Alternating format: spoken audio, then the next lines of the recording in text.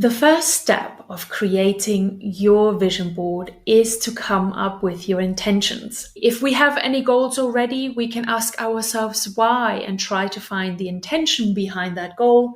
So my examples have actually been for this year to have more fun in my life.